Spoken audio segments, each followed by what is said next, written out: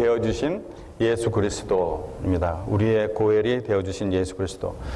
우리가 읽은 이 룻기의 기록 연대는 BC 약 1100년 정도, 그러니까 사사시대 이후 사사시대 말기입니다.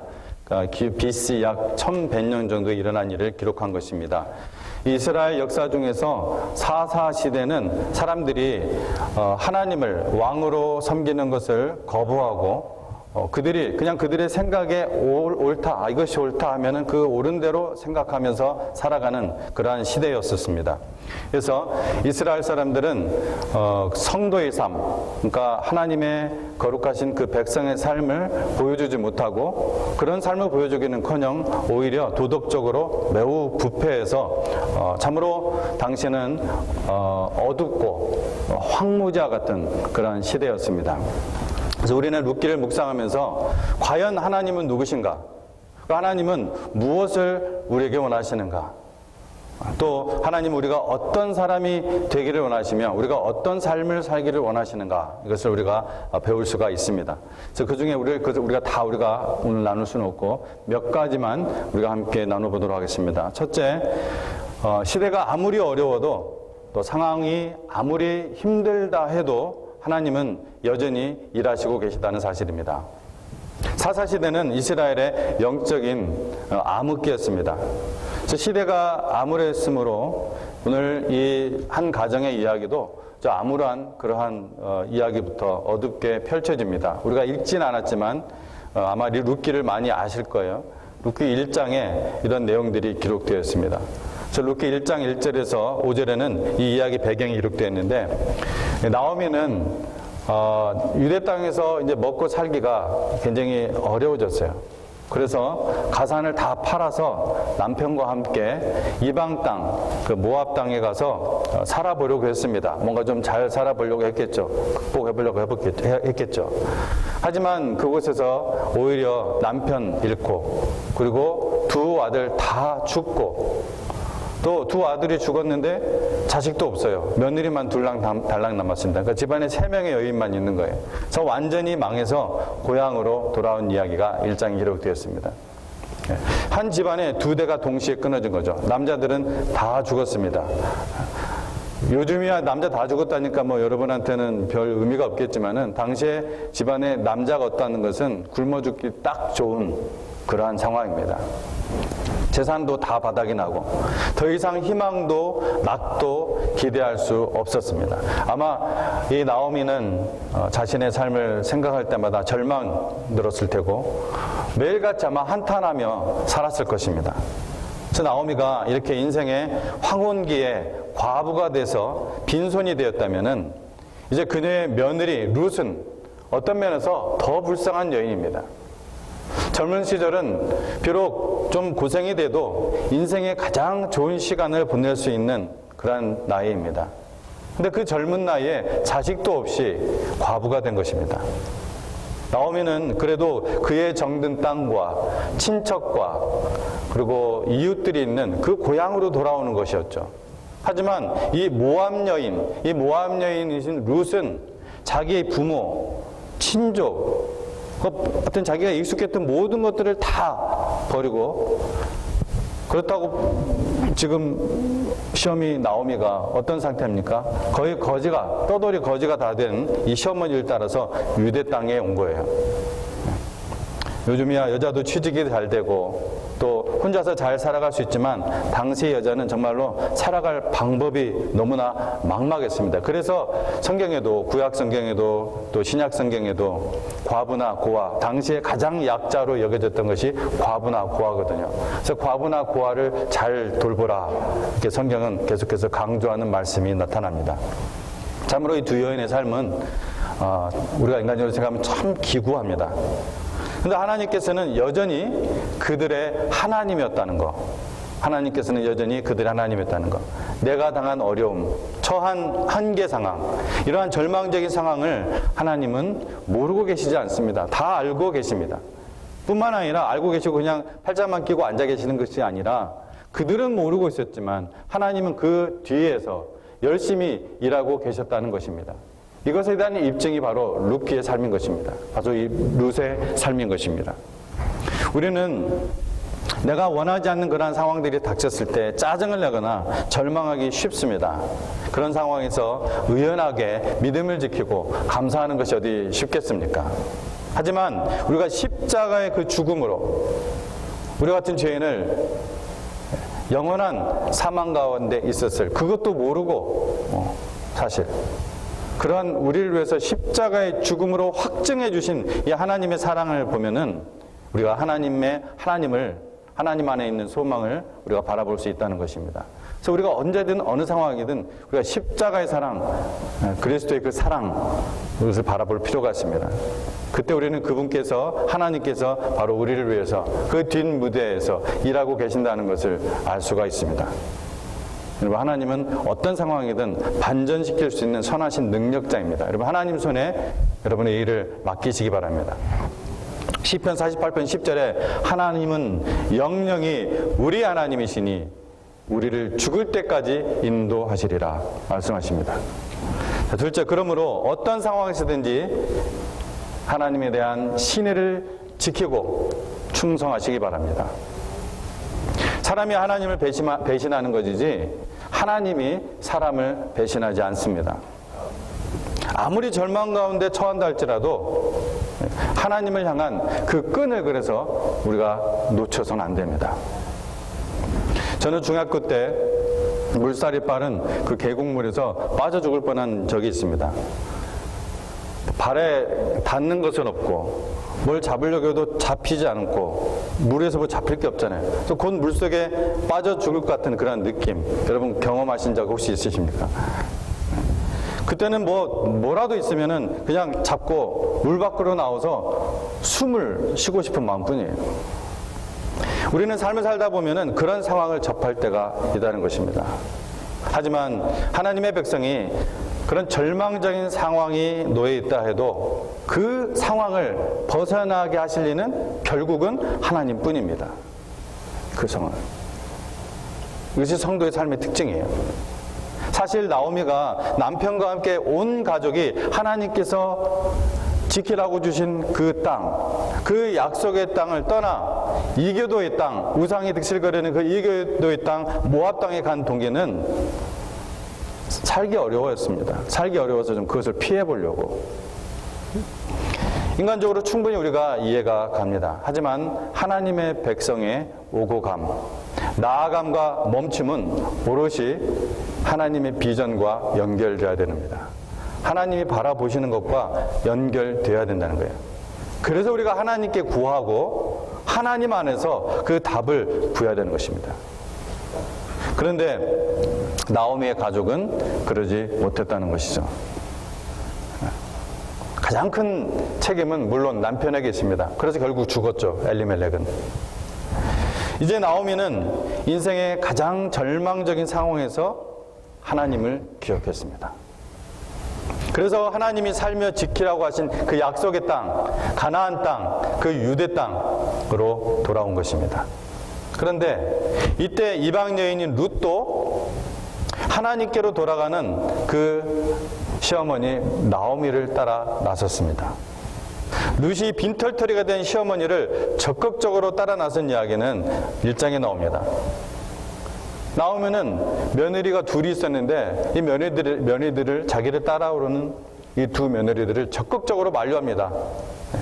그래서 한 명은 돌아갑니다, 모압으로. 근데 룻은 끝까지 남습니다. 그래서 또 얘기합니다. 난 아무것도 없다. 내가 이 나이에 자식을 낳은다 쳐서 오늘 내가 결혼을 해가지고 갑자기 결혼해서 자식을 낳는다고 해서 그 자식이 성장할 때까지 20살이 될 때까지 너 어떻게 기다릴래? 그건 불가능한 일이다. 너는 내 고향으로 돌아가서 재혼해서 부모님과 함께 잘 살아라. 그러나 나오미는 결코 자신의 뜻을 굽히지 않았습니다. 그녀는 살아계신 하나님 여호와를 선택했고 아무것도 남은 것은 없었지만 그 하나님을 섬기는 자기 시어머니 나오미를 선택했고 우상신전이 아니라 하나님의 성전이 있는 그 약속의 땅을 선택한 것입니다. 이것이 제가 그냥 해석이 아니라 그녀의 고백이 나와 있어요. 1장 16절 17절에 나더러 어머님 곁을 떠나라거나 어머님을 뒤따르지 말고 돌아가라고는 강요하지 마십시오. 어머님이 가시는 곳에 나도 가고 어머님이 머무르시는 곳에 나도 머무르겠습니다. 어머님의 결례가 내 결례이고 어머님의 하나님이 내 하나님입니다. 어머님이 숨을 거두시는 곳에서 나도 죽고 그곳에 나도 묻히겠습니다. 어머님의 하나님이 이제는 어머님의 하나님이 아니라 어머님이 들려주시는 하나님 정도가 아니라 내 하나님입니다. 내 하나님. 저는 이런 루색에서 베드로를 봅니다. 베드로의 그 고백이 기억이 납니다. 예수님의 말씀을 깨닫지 못하거나 계속 따라다니는 많은 무리들이 있었죠. 이거 뭐 먹여주고 기적들을 베풀고 병을 고쳐주고 많은 사람들이 따라다녔어요. 이분이 메시아다. 그러나 예수님께서 말씀하실 때 가만히 들어보니까 그들이 생각하는 그러한 메시아가 아니에요. 그래서 그 예수님의 말씀을 깨닫지 못하거나 믿지 못하는 사람들이 이제 모두 다 떠나가자 주님은 12 제자들에게 묻습니다. 너희도 가려느냐? 너희도 가려느냐? 그때 베드로가 대답하죠. 주의 영생의 말씀이 여기 있사오니 우리가 누구에게로 가오리까? 주의 영생의 말씀이 여기 있사오니 우리가 누구에게로 가오리까? 저는 루색에서 또한 아브라함이 보입니다. 우상으로 살아가는 땅이었던 그 갈대아 우르에서 본토 친척 아비집을 떠나 내가 지시하는 땅으로 가라는 이 하나님의 속명을 받았던 그 아브라함이 오버랩되는 장면입니다. 영적으로 가장 암흑기였던 시대. 그래서 하나님의 백성들마저도 그렇게 찾아온 그 어려움을 피해 하나님을 향한 그 신뢰를 저버렸던 이 시대에 이방 여인의 이 모함 여인의 이 충성된 믿음은 너무나 놀랍고 아름답습니다. 우리는 어떤가요? 고난과 절망과 어떤 한계 상황일 때 하나님을 향한 끈을 더욱 단단히 붙잡고 있습니까? 여러분, 우리는 룻과 같은 그러한 충성된 믿음으로 살 수가 있습니다. 십자가, 예수 그리스도의 그 십자가를 생각하고 붙잡을 때 저와 여러분이 그렇게 살 수가 있습니다. 그렇게 사시기를 축복을 합니다. 셋째, 하나님은 반드시 보상한다는 것입니다. 하나님은 반드시 보상하시는 분이다. 하나님은 이 연약하고 이 가난한 이방 여인에게 줄 놀라운 복을 준비하고 계셨습니다. 마침내 하나님께서는 그분의 그 약속의 주머니, 그 복 주머니를 여셨습니다. 룻은 이제 복덩이가 되었습니다. 룻이 하나님께 복을 받은 근거는 어떤 돈이나 뛰어난 미모, 아니면 어떤 화려한 경력, 가정 환경, 이것이 아니었어요. 오직 하나님을 향한 신의, 그리고 사람들과의 진실되고 헌신된 그 관계 때문이었습니다.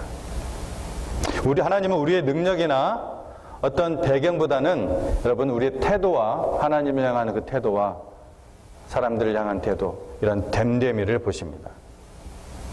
능력과 배경은 우리가 바꿀 수가 없습니다. 제 능력, 제 배경, 저는 도저히 바꿀 수가 없습니다. 여러분도 마찬가지입니다. 그렇지만 우리 자신은 변화시켜 갈 수 있는 그리스도 안에서 변화시켜 갈 수 있는 가장 소중한 자산입니다. 그리스도 안에 있으면 새로운 피조물입니다. 오늘 읽은 본문 말씀을 우리가 이해하려면 이 시대에 두 가지 제도를 잘 이해할 필요가 있습니다. 하나는 기업 무르기. 오늘 무른다는 말이 자주 나오죠. 무른다는 말 자체는 아시죠? 물러 있죠. 기업 무르기와 그 다음에 계대 결혼 혹은 시형제 결혼이라고도 합니다. 자, 이것은 하나님께서 우상 숭배가 만연해 있던 그 이방 민족으로부터 이스라엘 민족을 거룩하게 지키기 위한 최소한의 제도였습니다. 그리고 동시에 하나님께서 그 시대의 상황에 맞게 이것을 직접 제정을 해주신 힘없고 연약한 자들을 위한 최고의 복지제도였습니다. 첫 번째, 기업 무르기에 대해서는 제가 2주 전에 희년 주빌리에 대한 설교를 할 때 잠깐 설명을 했었습니다. 이 기업 무를 자는 히브리어 고엘을 번역한 단어입니다. 고엘. 오늘 설교 제목이죠. 우리의 고엘. 이 고엘이라는 단어가 성경에 어떻게 쓰였는지는 알아보면 그 기능을 알 수가 있습니다.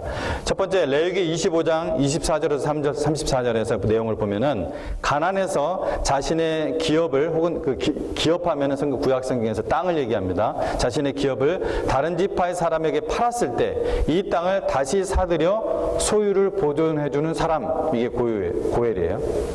또 레위기 25장 39절에서 55절 보면은 가나안에서 자신을 팔았을 때 그때는 이제 자기가 종이 되는 거예요. 이것도 저것도 다 없어. 땅 팔아도 갚지를 못해. 자기의 몸을 파는 거예요. 자신을 팔았을 때 돈을 지불하고 그 신분을 다시 회복해 주는 사람, 이게 고엘입니다. 또 민수기 39장 9절에서 35장 9절에서 35절에 또 신명기 19장 6절에 12절 말씀이 나오는데 부당하게 죽임을 당했을 때 이것을 보복해 주는 사람, 이건 피해 복수입니다. 이것이 언제 일어난다고요? 최후 심판 때 일어납니다. 그래서 이 부분은 제가 오늘 건너뛸 겁니다. 지난주에 잠깐 제가 설교를 했었죠. 요한계시록 말씀 통해서. 자, 두 번째는 계대 결혼입니다. 계대 결혼. 시형제 결혼을 간단히 설명하면은 한 사람이 아들이 없이 죽으면은 이제 그 죽은 사람의 형제가 그 죽은 형제의 아내를 자기 아내로 이제 맞이해서 자식을 낳게 해줘가지고 그 죽은 형제의 그 기업을, 땅을 계속해서 그리고 대를, 혈통과 기업을 잇도록 하는 제도입니다. 하나님께서 주신 제도예요. 이 시형제 결혼법에 대한 내용은 신명기 25장 5절에서 10절 거기에 나오니까 써놨다가 나중에 읽어보시기 바랍니다. 그래서 자, 우리는 지금 이 시대에 살면서 그 시대에 살고 있는 사람들을 우리가 지금 이해하려고 하는 거예요. 그리고 그 시대에 맞게 하나님께서 주신 제도를 이해하려고 하는 겁니다. 또 한 가지 중요한 것은 뭐냐면 하나님께서는 이 가나안 땅에 들어간 이스라엘 자손이 약속의 땅이잖아요. 소명의 땅이잖아요. 이 자손이 이 끊이지 않도록 하여서 대대로 이 땅을 지키도록 한 거예요. 잇도록 한 거예요. 그리고 그 이름이 이스라엘 가운데서 끊이지 않도록 하는 것을 매우 중요하게 말씀을 하십니다. 성경을 보면. 왜 그럴까요? 그래서 왜가 중요하죠. 왜냐하면 여호와의 신앙으로 살아가고 그것을 전파할 이 믿음의 공동체, 이 공동체를 유지하는 것이 그렇게도 중요합니다. 그리고 그 땅은 어떤 땅이에요?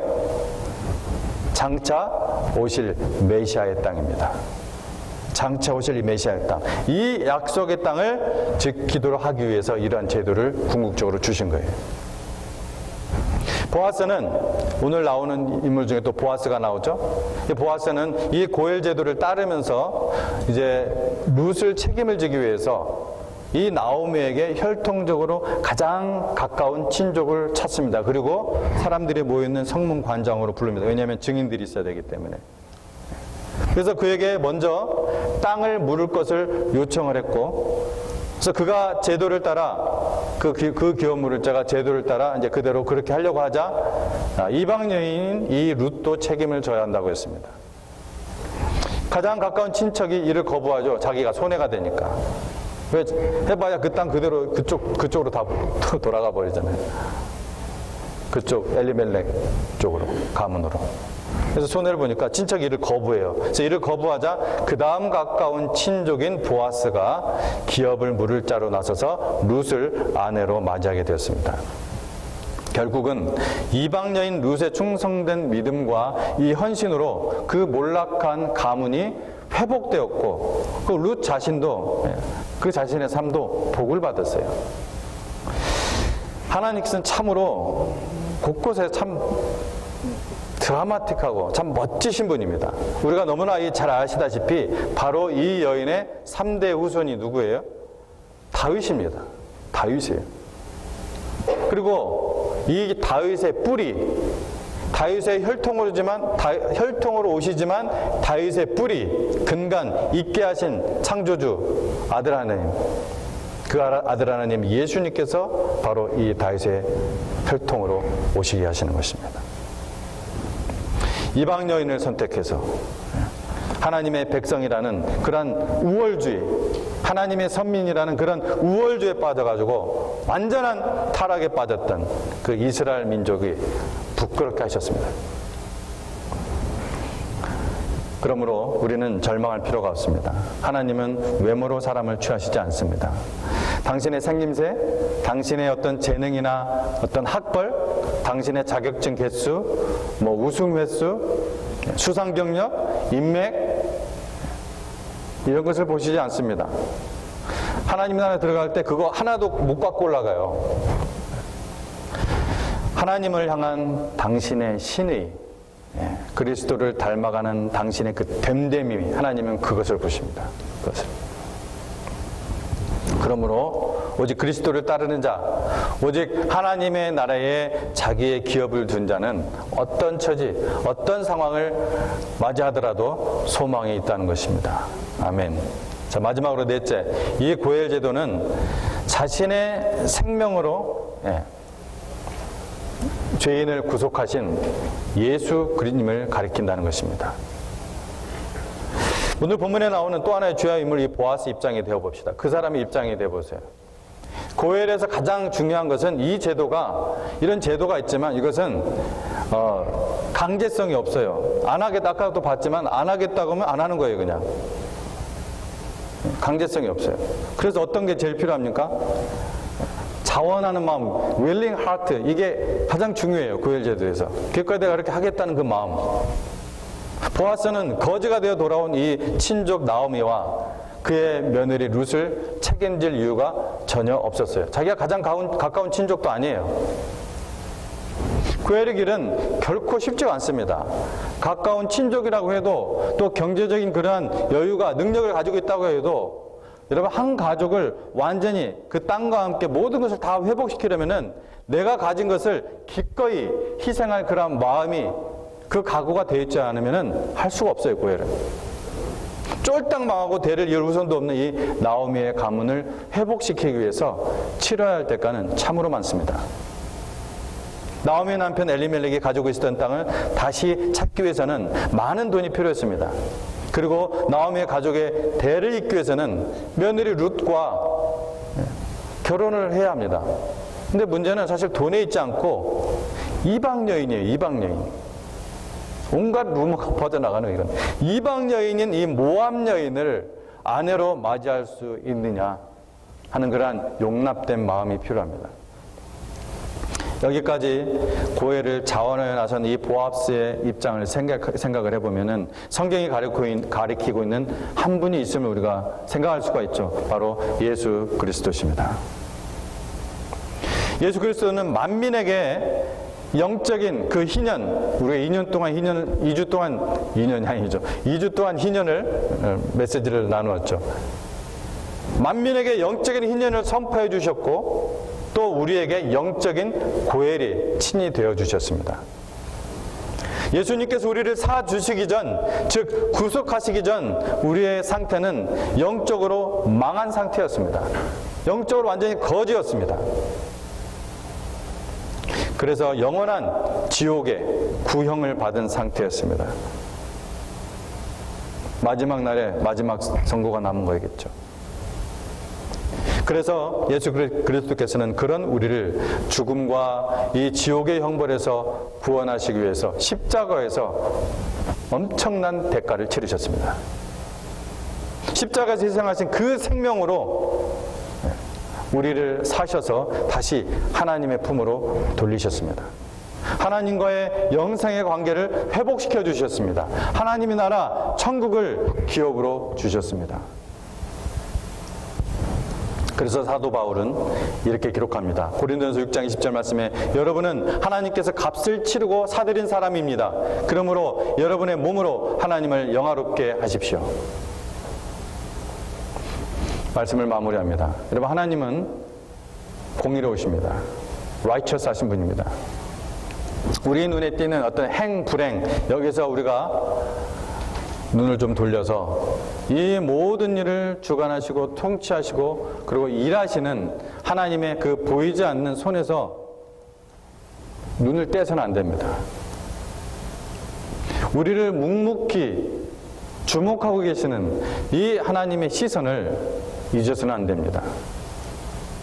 하나님의 다스림, 어떤 결과든지 이 하나님의 다스림 밖에 있는 것은 없습니다. 하나님의 통치하심 밖에 있는 것은 없어요. C-19 이 팬데믹은 교회들에게도 많은 것을 깨닫게 해주었습니다. 시대가 인물을 만든다고 하죠. 어둠 속에서, 깜깜한 어둠 속에서 오히려 돋보이는 보석이 있습니다. 어려움이 닥칠 때 여러분 사람의 본질이 드러납니다. 어려울 때 룻과 같은 그러한 태도와 성품을 잘 단련시키시기 바랍니다. 그렇게 자신을 잘 무장시켜서 어떤 상황에서든지 여러분 신의를 지키고 견디고 또 오히려 섬기고 앞장서 나갈 수 있기를 주님의 이름으로 축복합니다. 기도하겠습니다. 하나님 아버지,